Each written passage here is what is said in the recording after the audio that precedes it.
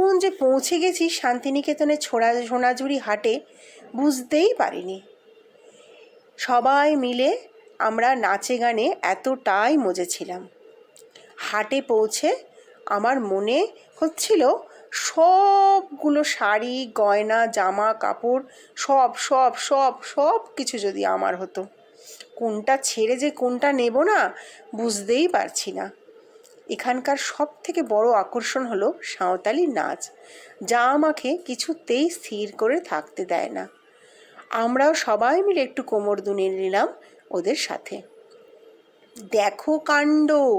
মুনায়ের বাবা এতটাই বাউল প্রেমী যে না থাকতে পেরে বাউল ভাইদের পাশে বসে সুর মিলিয়েছে বাউল গানে, আর তার সঙ্গে এক দাদা তাল দিয়েছেন ঢোলে।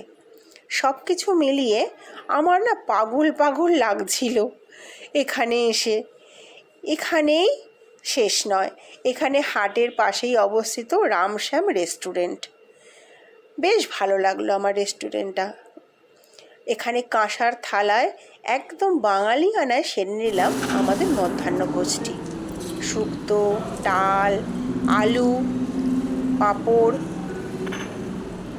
আলু ভাজা, ডিমের কারি, মুরগির মাংস, চাটনি, এইগুলো ছিল আমাদের সকলেরই প্রিয় খাবার।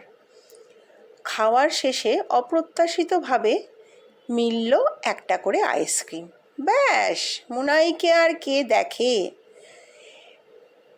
মধ্যাহ্নভোজ সেরে এরপর সোজা চললাম কঙ্কালীতলার উদ্দেশ্যে।